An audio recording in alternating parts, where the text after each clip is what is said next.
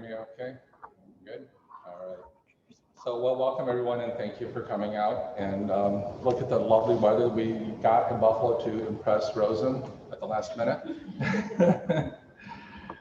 So I'm Dr. Reisma. I'm chair of the Department of Modern Languages and founder and director of various speaker series on campus, including the LGBTQIA+ and the Latinx speaker series, which was both were founded in 2011. And then in 2018, I founded the Interdisciplinary Borders and Migrations Initiative, which is often combined with the other two speaker series, and work with people across the college.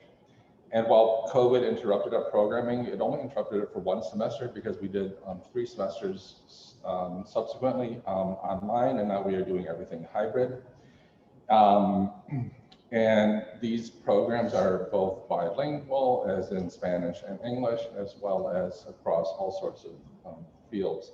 And you can find a variety of research, teaching materials, and things of interest on the Borders and Migration webpage, which if you just Google Canisius Borders, it pops right up.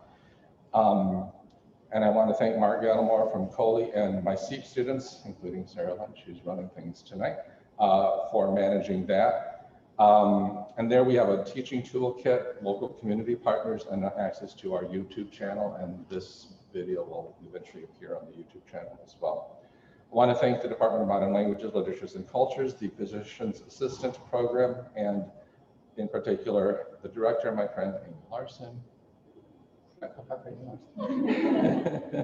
Fine Art History, Arts Canisius. Again, Yvonne, thank you. And I never know which of the 3 names to use. I'm going to give you all 3 of them. The VPAA's office, our alumni and community donors. We had a relatively successful giving day, so appreciate our donors from our alumni network.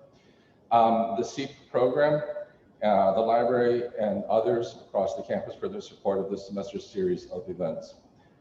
None of this would be possible without the help of colleagues in event services, such as Connie Polari, who at the last minute added more chairs, and Dan Drew and their respective staffs, where's Tyler Powder back there, who helped run all these things smoothly. I especially want to thank Gloria Wise and her family, whose generous donation inspired the focus this semester on AAPI issues. This is the 4th of the events for this semester and our sort of capstone event. And today's event marks the culmination of the Diana and Simon L. Nobleza AAPI event series of Borders and Migrations. It is my pleasure today to introduce you to Rosem Morton, who was born and raised in the Philippines. Rosem is an internationally recognized documentary photographer and nurse based in Baltimore, Maryland. She is a National Geographic Explorer, an International Women's Media Foundation Fellow, and a We Women photo artist whose work focuses on the intersection of gender, health, culture, and resilience. She has been recognized by the Pictures of the Year International, the World Press Photo 6x6 Global Talent, the Visa pour l'Image, and the Leica Women Photo Project. Rosem's work appears in the New York Times, National Geographic, the Washington Post, the Wall Street Journal, NPR, and CNN, among others. Her work is exhibited both nationally and internationally. She will discuss her career as well as the specific themes and processes involved in her latest project, maybe not the latest, but the project that's on display here, Diaspora on the Front Lines, an installation about Filipino healthcare workers, which you can see around campus in the Science Hall and in the library. There are 2 cubes here and 1 cube in the library. They'll be up for approximately 1 more week. So please join me in welcoming Rosem Morton. And she'll speak for a little bit, and then we will have opportunity for Q&A, online Q&A through the web chat, right? Webinar chat, and otherwise through the speaker here. So just like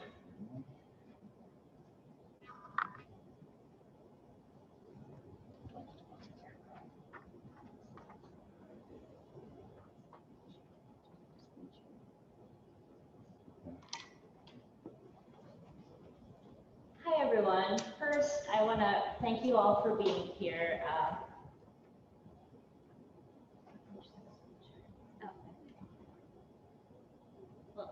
I just want to thank you all for being here. I know it's a sunny Thursday afternoon and you have a lot of other things you could do, so thank you for spending your time here to learn more about a Filipino diaspora. Okay. So just a little bit about my background. I was born and raised in the Philippines, and I moved here to the US right before college, and I pursued nursing. So I am about almost 10 years into nursing, and halfway through my nursing career, I wanted to pivot a little bit once I had figured out my passion for photography and photojournalism and my passion for storytelling. And this is kind of what led me to this path of telling stories. So Diaspora on the Front Lines is a very, very meaningful project for me. It was a way to connect and preserve the history of my community. And throughout this process, I learned that it's so important to look back into the past in order to understand the present. So I'm really grateful to have a chance to talk about this work and this process. So some fun facts about the Philippines. The Philippines is in Southeast Asia. We used to say that the Philippines has 7,107 islands, depending on the tides. So as of 2017, they actually realized that no, it's actually 7,641 islands, and only 2,000 of them is inhabited. So it would actually take you about 21 years to visit them all. Just a fun fact. So the question that I always get asked is, why are there so many Filipino nurses in America? And the answer to that is pretty complicated and actually quite nuanced. And as you can see here from this timeline, the Philippines and the US, we've had a very long-standing history, which I can give you the cliff notes today. So in 1898, Spain sold the Philippines to the US for $20 million. And this began the colonization, which they had called benevolent assimilation. In other words, it is the dominant propaganda to the Filipino culture is that this occupation was for your own good. And throughout that process, we had assimilated American education, American healthcare, English language, all of these things. And up to 1907 was when they decided to build the first nursing school in the Philippines. And at this time, during this period, this is like post-Spanish colonization, where a lot of the jobs were actually male-driven. So this is the first time where they're trying to get a lot of women to work jobs. So it was like a bit of an adjustment to try to convince the Filipino women to work in hospitals, which is actually really interesting. The first more traditional nurses were actually male in the Philippines. So throughout this process, the Americanization of nursing in the Philippines was actually also a way of feminizing it, to make it very similar to what it is now in America. And from 1907 onwards, they also added 10 American nursing schools in less than a decade. So a quick quote that I learned throughout this process is from this book called A History of Nursing, which was written in 1912. And this gives you an idea of what is the perception of Filipinos at that time. It says, "It is difficult for us to realize that some of the primitive customs prevail amongst persons of more or less education in the Philippines." So it talks about that assimilation, where they're trying to change that Filipino culture and make it more Americanized, where they're trying to change how they speak and dress, which I found to be really interesting. This is also another interesting quote from the same book. It says, "Nursing in the Philippines has a history on which we may look back with satisfaction. For while carried on mostly entirely by Americans in the early days of the occupation, its speedy adoption into the life and education of the Filipinos themselves and its wonderfully rapid development have probably not been surpassed elsewhere." So this is a very notable thing that they are very much commenting on how adaptable Filipinos are to have easily accepted American culture. So this is a early photo of a nursing school in the Philippines. I believe this was in the 1920s. So around the 1910, as the relationship between Philippines and the US became stronger, a lot more Filipinos also traveled to the US to get education.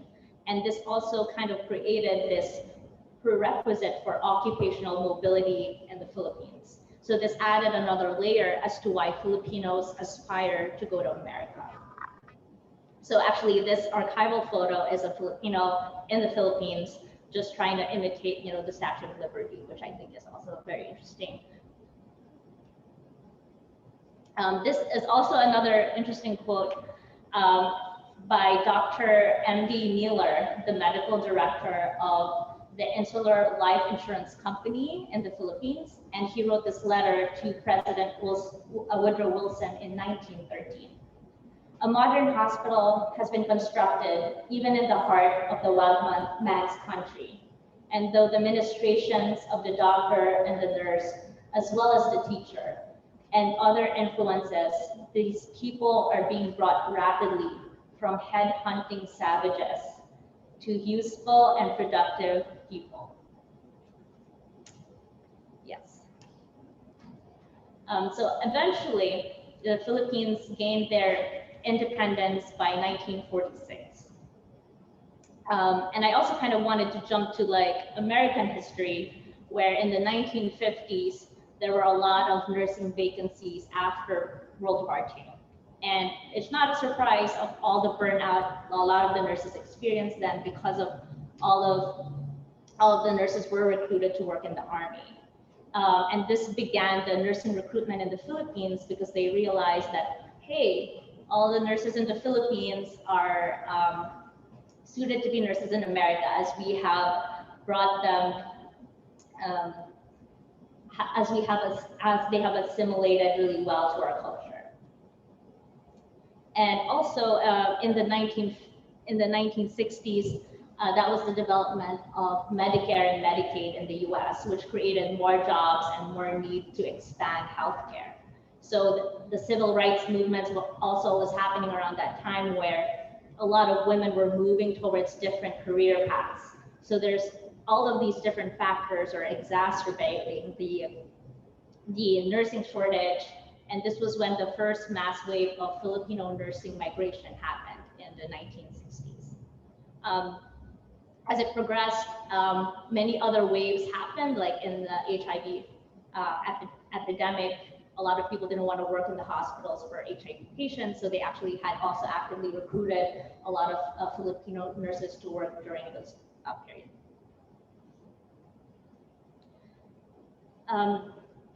So I'm bringing all of that history back now to the present. So when the pandemic hit, I instinctively knew that the Filipino community would be heavily affected. So by March 2020, I started, in March 2020, I did my first reporting on COVID. And it was on the disproportionate deaths of Filipino healthcare workers in New York and New Jersey. And this reporting was done through ProPublica. And they didn't really have a lot of data back then, but we already knew that just by raw data that Filipino healthcare workers were dying at disproportionate numbers. So that time became a turning point for me when I realized that this is a diaspora that is on the front lines and nobody is paying attention. So I started photographing 5 Filipino nursing families, and I present them with archival images so that we can connect the past with the present. I also, in this process also, I feel like Filipino nurses are often represented as faceless statistics, an answer to understaffed hospitals. It is my hope to highlight their contributions by showing their lives and their sacrifices as they continue to contribute to the overall wellness of the country. So after the first year of COVID, we learned that 26.4% of the nurses who have died of COVID and related complications are Filipino, despite only making up 4% of nurses in the United States. So it's a very, very staggering number, which is really unfortunate. So this is one of the families that I photographed. Leanne Bulaong is on the, I guess on my right, your left. She's coming home from work very tired from her shift. Her daughter, Jillian, here is actually in nursing school, so she's on her laptop studying for nursing school while her grandmother's watching.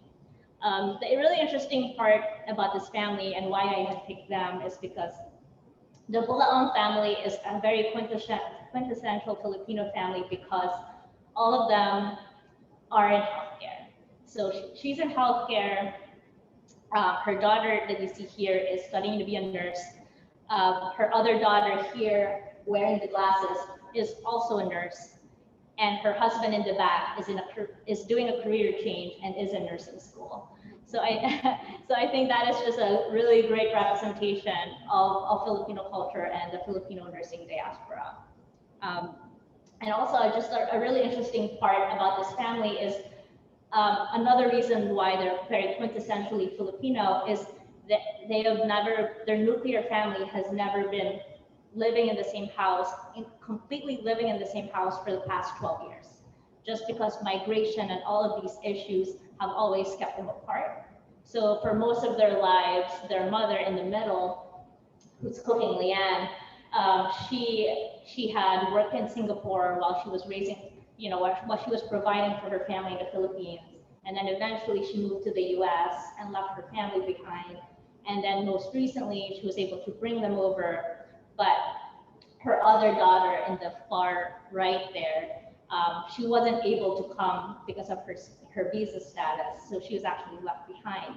So she had to study nursing and then eventually be able to make it to America. And the interesting part about Jennifer, who's the younger the daughter on the far right, is also very true to Filipino culture is if you were recruited from the Philippines and you're working in America, you don't have a say of where you're working, where you're going to live, or anything like that. So she actually is living in Missouri at that time when I was taking their photograph, and she has a 3-year contract with them. She essentially can't say no to anything they give her, to her scheduling, to her pay, to any of these things, and she has to stay in that job for 3 years to be able to live in this country. And I think that is a very, I think that's a very important part and also a very relatable part for a lot of immigrant experiences. And also during the reporting of this story, I also learned that she actually makes 50% less than all the other nurses. So she will make 50% less for the 3 years until she finishes her contract.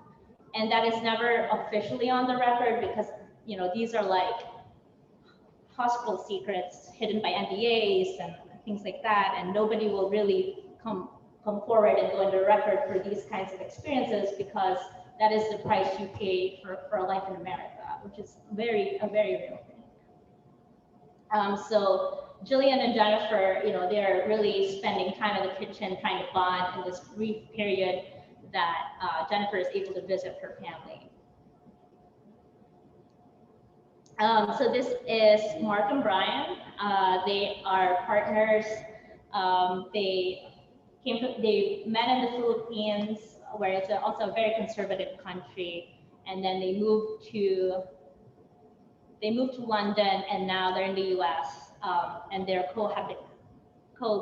living together. At the time, they're not married, but they were also kind of slightly on the down low with their relationship because of how conservative it is in this culture. So both of them are nurses, which I think is really interesting, and they both work night shift.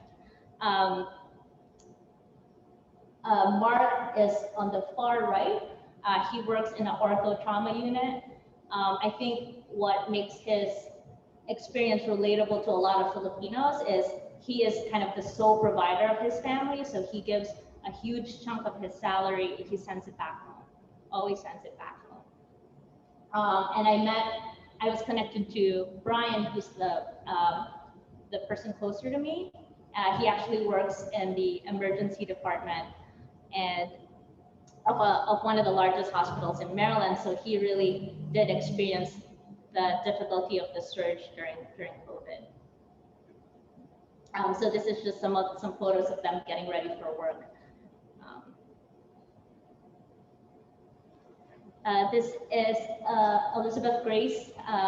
So we actually had gone to school together. So this is kind of one of the few places I got a very brief access to photograph inside the hospital. So this is her night shift work in the fall of 2020, when there was a little bit better in terms of COVID numbers, and they had allowed me to enter the hospital. This is Grace. At the time she's expecting, so she has been working through COVID, you know, is a first-time mother expecting. Her husband, Ernest, is also a nurse. So he is a ICU nurse. So he worked at the biocontainment unit of where all the COVID patients are in one of the largest hospitals in Maryland. So he also really experienced a lot of burnout. So he talks about how he's very, he's a person who really internalizes a lot of things. He's not very vocal about his experiences. And he just tells me that the way that he has coped is just to look at nursing memes of like things that he could relate to, and then he just goes about his day. So he's now since traveled, so he's been working at different ICUs throughout Maryland.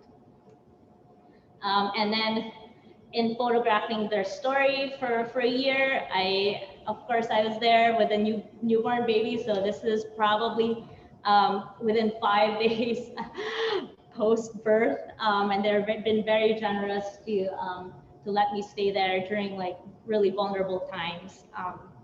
And I also just kind of wanted to show not only the working side, but also the living side, right? Like people are living normal lives that we can all relate to, and I think that is also very important in showing immigrant experiences. This is my friend Mark. He is in his early 30s, also very similar to Filipino culture, where he lives with his family. His sister is also a nurse. He works night shifts. So here he actually works with Grace, the one you saw earlier, who was also working in the hospital. So when both of them were working the shift, I got to kind of take photos, which was really fun.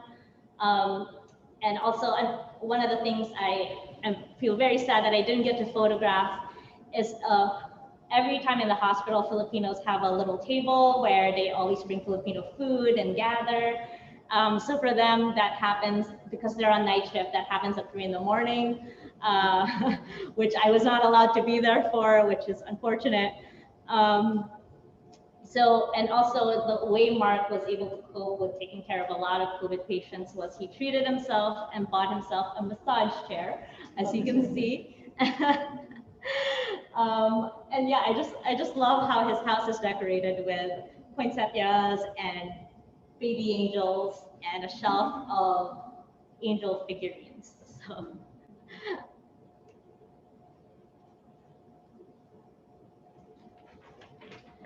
So some of you may be familiar with the next chapter of my project.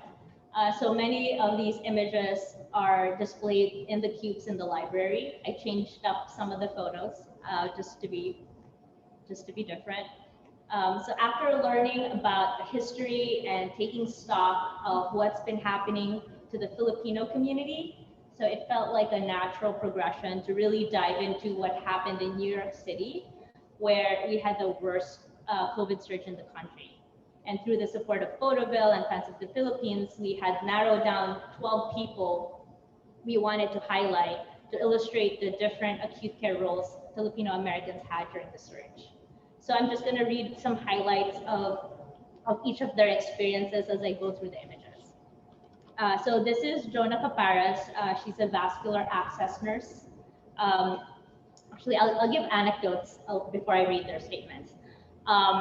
I think she had a really tough time. I think her story was probably the most intense experience that I had. Like, I think this experience was a kind of a really good way for me to decompress about what I experienced and for them to really talk about what they experienced for the first time. So Jonah had lost 5 friends, her brother. She was a vascular access nurse, and in her hospital in New York, which I think is crazy, there was only 3 vascular access nurses. So they do the central lines, all the lines for the whole hospital, which I think is wild. So imagine everybody who had COVID needed a central line, needed a PIC line, needed all of these things, needed an A line. And she was the one doing it. And her worst experience was the other 2 nurses got COVID, so they were off. So then imagine that you are the only nurse and you were giving all the lines, your family's dying, your friends are dying. It was crazy. I just commend her for what she has experienced and for her being really vulnerable to share her experience. So here's kind of a anecdote. The heartache and helplessness I felt when my own brother was brought to the hospital was like no other. He was found passed out in his driveway and was diagnosed with subarachnoid bleed and tested positive for COVID-19. All I could do was get text updates because I couldn't leave my patients who were also dying and needed lines so they could just survive. My brother died 2 days later. Around that time, 5 of my friends died as well. After my brother died, things took a toll on me. I was crying and my glasses were fogging while I was trying to insert lines. It's tough. And then of course, patients were dying in front of you. That was the most difficult time for me. It is still difficult. Karen Cantor here is an ICU nurse. And this was kind of an anecdote from her experience. We had nurses get sick. We had nurses die. We had family members of nurses die. We had to take care of their family members. I also wrote my will last year. She's 27, it was cathartic. At least you had a plan, and I needed a sense of control. I didn't start seeing a therapist until like the beginning of this year, and I don't think there were openings by the time I was looking. So now I've started seeing a therapist and unpacking all of the traumas of last year. This is Bea Leal. She's an internal medicine physician in New York. I grew up in the Philippines in a family of doctors. My mom, my mom's sisters, my cousins, and my sister are in medicine. We don't know how to do anything else. When the pandemic happened, it was very unprecedented. You're fearing for your own life and for the life of your colleagues. You see the people around you, your colleagues were getting sick, were critical, or even dying. So I wondered, should I go back to the Philippines? Should I leave New York? Because things were so bad here compared to the rest of the world. Is it worth it to sacrifice my life? Is it for a greener pasture? Is it for the opportunity to train abroad? And is it worth it to not see my family again?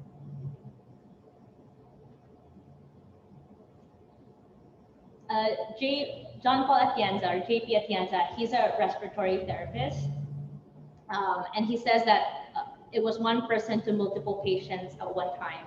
It was very overwhelming at one point, and you just do what you have to do. And he told me at the peak of the pandemic, anesthesia machines in the OR, they would divide the anesthesia machine in the OR to 2 patients. So they would have 2 patients in the OR, and then they would have 1 CRNA to take care of like multiple rooms of that. It's not wild. So JP, he took care of 18 patients in one time. I don't know how it's possible to take care of 18 vented patients, but they did it. You just gotta do what you gotta do then. During the pandemic, he's also a new father, so it was also just that worry for your family, that worry for yourself, and just trying to make it through each day. So this is Reese De La Cruz. He's a nurse anesthetist. He talked about being an emergency airway team, a line placement team, respiratory therapist, ICU nurse, technician, medical team management, and unit facilitator. And those were all of his roles, and it was no longer just anesthesia. But I really like that he also still found positivity, that he said that I want people to understand that during the chaos of the surge, we held on to each other and took care of one another as a family. And I think that's really one of the really great experiences. Like, it was really bad when it was bad, but people also really learn to work together. You learn to work with the resources that you have, with the people that you have, and I think it really pushes people to step up and kind of really give their best, and it really creates this space of teamwork that you didn't know was possible. This is Glenn McPeely. He's an emergency room nurse in Harlem, New York. I got sick in the beginning of April. When I got sick, I did not have family here. And when I was admitted, I just bought tickets for my fiance to come over from the Philippines. And that was my last memory before I was intubated. When I woke up, I thought I was asleep for a couple of days, and they told me it was almost 4 weeks. I was one of the lucky ones. There were so many Filipino nurses who got sick. This definitely changed my outlook in the way I treat my patients. I used to be a more technical nurse. I liked working in the trauma room, and now I feel more empathy towards my patients. I speak to them more, I am more open to their needs, and I became a better nurse because I was a patient, because I was one of them. This is Gemma Balagtas. She was one of the medical surgical nurses. So she got COVID very, very early on, also in the pandemic, probably in that first week. So she said, on my very first shift after recovering from COVID, my patient coded. I had just recovered and now I'm giving CPR. Because there were so many people coding, we just didn't have enough help. My chest started hurting and I thought I would be next. After that shift, I was so tired and I just wanted to give up and resign. But then a bus stopped and the driver said, thank you. This gave me the encouragement and hope to go back to work and help people who are sick because they need me to be there, and I will never forget that. Yeah, she was really, really emotional when she was telling me that story about she was like walking home and this bus just stops and the guy kept waving at her and she was like, do I know you? Like, why are you waving at me? But he saw her in scrubs and was just really grateful of her contributions, and that really, really touched her. And I think that is just how people appreciate us during this time. This was really, really helpful to help people keep going. Nicole Toledo is a physical therapist. She actually had worked at 6 different nursing facilities during the pandemic, so she was just hopping from one place to the other. And because she is actually also one of those Filipinos who were recruited from the Philippines, so she had to work through her agency, so she had to accept wherever they sent her. So at one point she was in the 6 different facilities. They weren't giving her PPE, so she had to bring her own during the time when it was an extreme shortage. So when she felt burnt out, she would just play with her son, and seeing him happy would take her stress away. But then when you go back out there, it's definitely a very different story. This is Nico Perme. He's an internal medicine physician. And he talks about the beginning of, it was hard. For other diseases, at least you can give them answers. But during COVID, we had no answers. Are they going to get better? Does this treatment work? When is my dad going to go home? When is my mom going to go home? We had no answers. Basically, we would tell them that we were doing everything that we can with what we know, but we had no definite answer for anybody. It makes you feel like you're exploring a new area of medicine, and for anybody, that's scary. It was like going into the dark room and feeling your way through an area, and we would give what we had, even if we're not sure if it would help or not. So he's training here, he's in residency, but he also trained in the Philippines. So the work ethic, how hard it is, the long hours, he learned from the Philippines. From him, we were talking about the differences between, residency in the Philippines versus residency in the US. So they would work 36 hours straight, which I think is not feasible. And during the pandemic, this is their system, which I don't know how it worked. They would ask doctors to work 7 days, 24 hours straight. And then they would be off for 2 weeks because that's their quarantine. And then they would work the 7 days, 24 hours straight. It was just wild. So they essentially had no life, had to quarantine from everybody else, which is wow. So that kind of training, that kind of difficulty, he was able to carry that over here, and that gave him the resilience to get through the worst of COVID. This is Christiane Calderon. She's a critical care nurse practitioner. She talked about her experiences on the day that the numbers changed. So on the day that the surge happened, she was actually working that shift when suddenly everybody was dying. And then all you had to do was just keep clearing beds and keep clearing beds and just keep admitting people, and they kept dying. Which is crazy. So in her mind, she really just wanted to be defiant. I did not want to be defeated. And she was so excited when our first patient was extubated and transferred. So I tried to be optimistic day after day ever since. This is Karen Schoffer. She's an EMT, which was really difficult to find. Filipinos are not often EMTs. So she also got sick in April, around the same time as her aunt and uncle. So one day I spoke to my aunt on FaceTime. The next day, the doctor let me know they are intubating her. Then that day, I got a call saying she passed away. At the same time, my uncle was in the hospital for a stroke, so I had to tell him that his wife had passed away. I was also sick. So for a whole month, I had no energy. I felt useless. My aunt's gone and my uncle is sick. So throughout this experience, she learned to never take life for granted. As much as possible, spend time with the people you love, and making memories, and making sure to tell your family members that you love them. That's one thing I wish I had told my aunt before she passed. And that's something I know that she knows, that I love her, and I wish I had more time with her because before she was gone and she was loved. This is Jane de la Cruz. I think also I think her story is also really interesting. So she is actually an assistant nurse manager for an endoscopy unit. And you're thinking, why am I featuring an assistant nurse manager for endoscopy unit? So this is her story. Overnight, they created an ICU. The next morning, we were there. So her staff was made of endoscopy nurses who have only done endoscopy or new grads, and they have never worked in ICU their whole lives. And they had no ICU training, and the next day they had to be ICU nurses.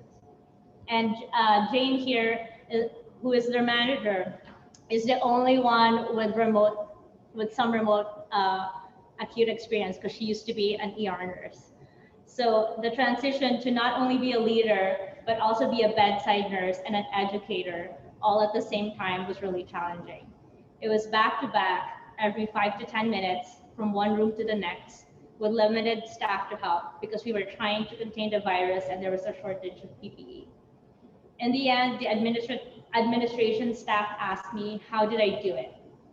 I didn't do it. My staff did it because there's no other way but to do it and to survive. And the work and the leadership that she showed during this time was actually really recognized by her hospital. So she's had multiple awards in New York about the leadership that she had shown during that time, which I think is really amazing. The trickle effects of colonialism still affect us to this day. And although it may be difficult, I believe it is important for us to look into the past in order to understand the present and the future. Collectively, we have failed to recognize the experiences of the Filipino American community and other minority groups. And I hope to fill some of those gaps with my work. And I want to end this presentation by offering my utmost gratitude to healthcare workers, especially Filipino Americans. Your work and your contributions are not forgotten. Thank you very much.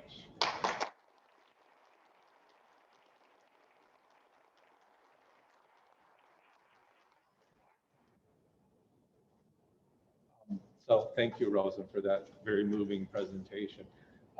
We have time for questions, and I hope there will be questions. That mic should be on, and Tyler will tell me if it's not, right? Maybe. Are we good? Okay. So that mic is on, and I'm sure Rosem will happily entertain some questions. And if people are watching online, they can submit questions through the Q&A function on the webinar. So please.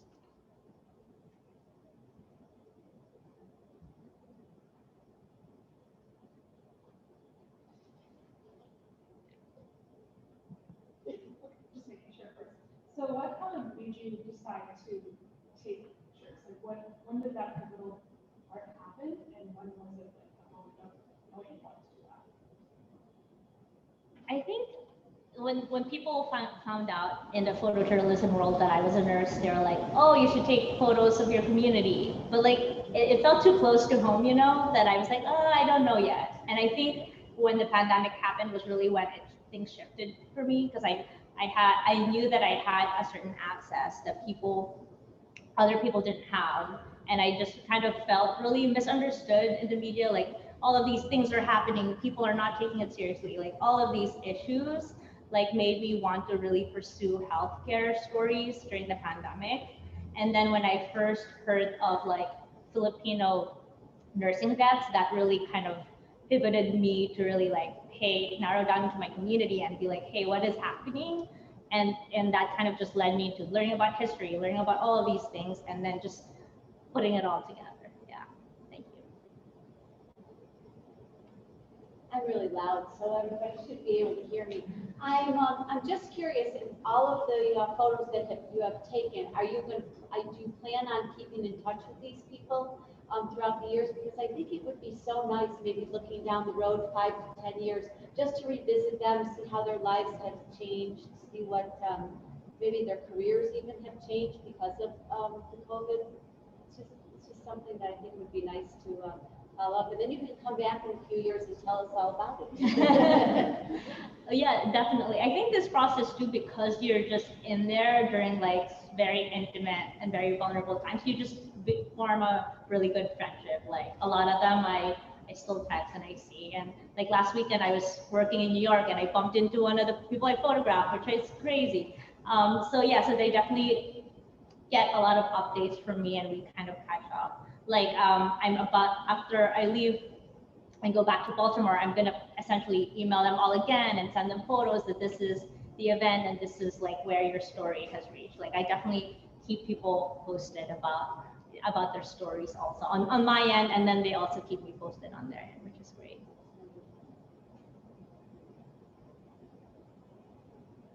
What are you going to do next? Actually, I do also already have a plan of what I'm going to do next. So I'm actually going to build on this work. I have made some proposals to get some grant funding to do it. So the next chapter of this work would be to go to the Philippines and follow a nurse who's actually going to move to America. So I'm going to follow them as they're packing, as they're leaving their families, and then as they're starting a life in America. And I hope to photograph that for like a year in America, like the starting over or longer, kind of depending on time and things like that. So hopefully, fingers crossed, that project works.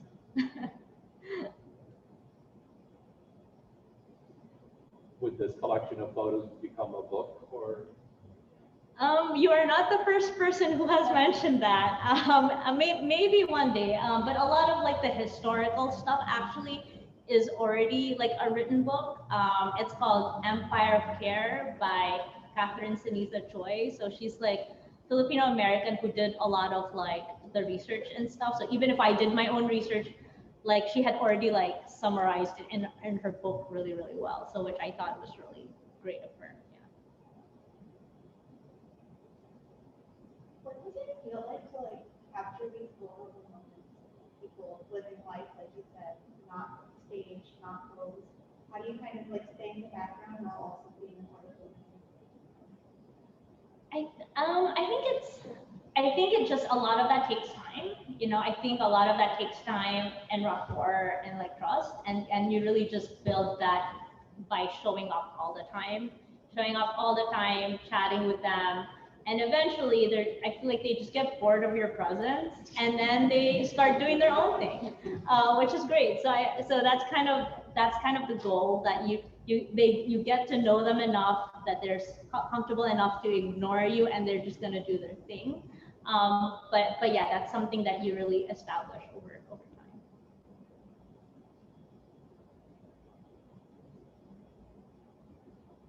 So you talked about how some of them, like one of them played with her son for sort of self-care. What did you do for self-care listening to all of these traumatic stories? I was very bad at self-care. I would say I think probably in the last 6 months is the only time I really started paying attention, and I think I think to my detriment. And I'm very honest about that because I think self-care is super, super important. But I did root myself into the work that I was doing, that because I felt so that it was so important and it was so fulfilling, that in a way it was kind of self-care, because I was like decompressing with all these people, and it was like this cycle of, yes, it was like it took a lot of energy, but I also got a lot of energy back because what they're doing is so amazing. But I think I really should have done a lot more, like, body grounding and like meditation and yoga to really have, been able to really sustain myself better, I think. Yeah. Have you had a chance to meet with or talk with or share this information with hospital administrators? Like, this connection to the people that will make decisions about the well-being of their workers going forward, and the impact that this is having on those people. Have you had a chance to connect, or do you feel like there's impact that can be made by this work with the people that maybe are out of touch with what really happens day to day in that hospital setting? Not really. Like this work was kind of published on National Geographic and NPR. So like, I feel like that's a very niche, very niche readers. It was an exhibition in New York, which I feel like, and it was on a public exhibition in New York, which also I feel like is a very niche population. So I really haven't had a chance to really engage people, but I do think it's very, very important, because like, articles and exhibitions and things like that, it is very limited. Like, I think this is like this opportunity to stand here and like go through the history and tie everything together, I think is very worthwhile, but I definitely have not had a chance to explore it. Yeah.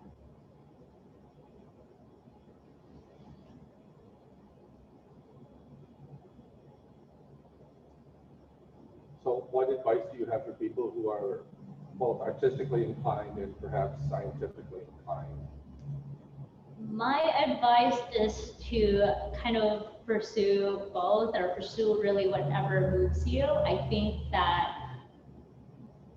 think from my experience, I learned that I can lean into both and be able to create things that move me, because like my science background are creating these stories, and my creative side is also like thinking of different outlets so that I can reach people and create these connections. So I think that this experience really taught me to lean into your strengths and just be like your authentic self and producing work that moves you.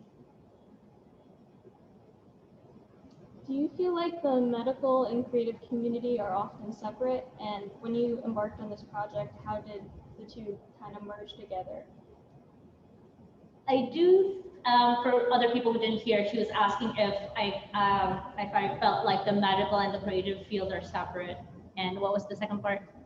How they merge together. And how they merge together. Yes, I do feel like we as a society always think that if you have a science brain, you can only do like science things, and if you have a creative side, you can only do creative things. And then when people meet me, they're like, oh, I do also have a passion for art and things like that. And I think that we are moving towards a space where we are trying to merge that together, which I think is great. I think, especially for a lot of people in this room who are pursuing healthcare fields and healthcare careers, like that is a very stressful job.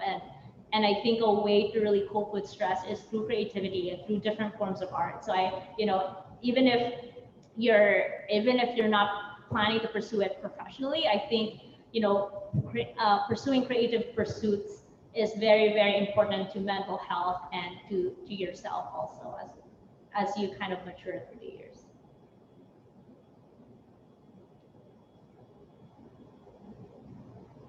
Can I ask you a history question back to the earlier part? So you mentioned how, I don't remember her name, but she had a 3-year contract to come over, getting paid 50% less, which is horrific. What sort of residency status do they have at that point? And can they process towards citizenship, or like what's the immigration relationship to those sort of abusive contractual means of getting here? And so there's kind of two folds, there's kind of two pathways. So sometimes you can come in here as a working visa, and then you are able to bring your family over on a dependent visa, which means none of your family members, because they're dependent on you, none of your family members are allowed to work, or they're not eligible for any scholarships or anything like that. So you, as a person working, you just have to provide everything, which is really difficult. And then over time, after you do your years, is when they say, hey, we can sponsor you for a green card to eventually get your citizenship. So that's kind of one way. The other way, which is more common now for a lot of the nurses, is you can get an immediate green card. So they bring you to America with a lot of those exploitative practices, but they say, we get you a green card. You still pay a lot of the money to get a green card. And then you have to complete the time, and then we won't take it away from you. And then after that, you do the 5 years, and then you can apply for citizenship.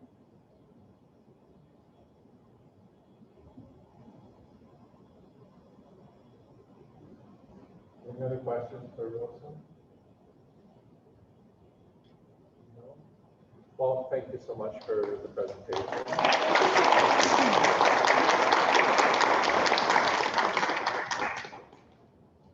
I know we don't have much to do, so if you'd like to talk more personally with Rosem, I'm sure she'd be willing to do that. Thank you all for coming. Thank you so much. Thank you.